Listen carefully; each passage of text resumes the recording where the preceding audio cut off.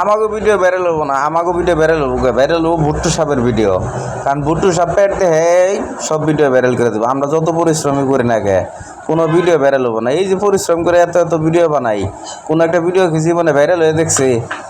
আর আমরা পরিশ্রম করে কী করুম? যদি ভিডিও ভাইরাল না হয় তাহলে পরিশ্রম করার কোনো মানে হয় না। আসলে মন মানসিকতাটা ওইরকম থাকে না। তারপরেও যে পরিবেশটার মধ্যে আমরা গেছি গাড়ি নিয়ে, তো এই পরিবেশটা দেখলে সবারই মন মানসিকতা ভালো হয়ে যায়। আপনাকেও দেখাইতেছি, কারণ হইলো আপনারাও দেখেন, আপনাকে দেখার দরকার আছে। আপনাকে চক্ষু থাকি তো আপনারা অন্ধ, আমাকে ভিডিও আপনার কাছে পৌঁছাইবো না। আর ভিডিও পৌঁছাইবো বানকে আমরা করিটা কি?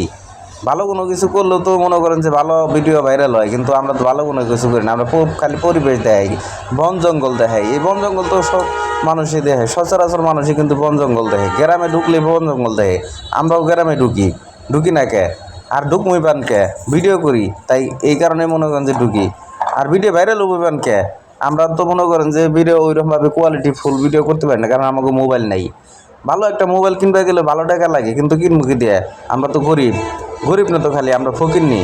কারণ ঘটনা হয়েছে, যাই ভিডিও করি যাই কিছু করি না কেন, আপনারা যদি দেখতেন সাপোর্ট করতেন তাইলেও হয়তো বা ভিডিও করার মন মানসিকতা থাকে।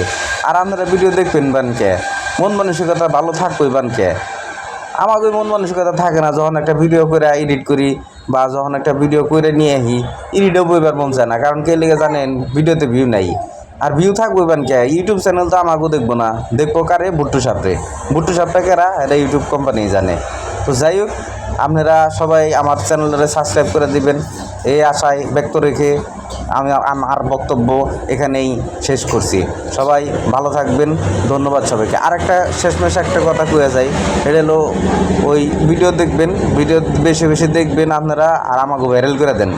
আপনারা একটাবার যদি একটা ভিডিও ভাইরাল করে দেন, আপনার কাছে আমরা চিরজীবনের মতো কৃতজ্ঞ থাকবো। তো যাই হোক, বেশি কথা বাড়াইলাম না। ছোটোখাটো একটা বাজারের মধ্যে পড়ছি। এই বাজারটা হলো সবচেয়ে বাংলাদেশের মধ্যে নাম করা কাঁচা বাজার।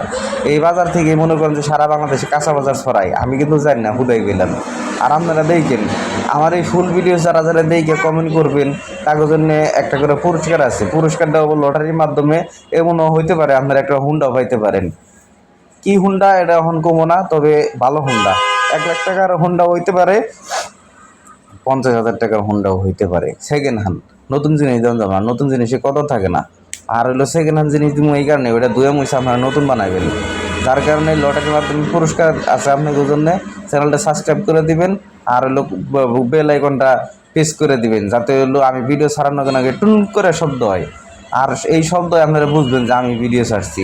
আর আমার চ্যানেলের নাম হলো নাট্য এক্সপ্রেস। এই এক্সপ্রেসে এনে আপনারা ঘোরাঘুরি করবেন।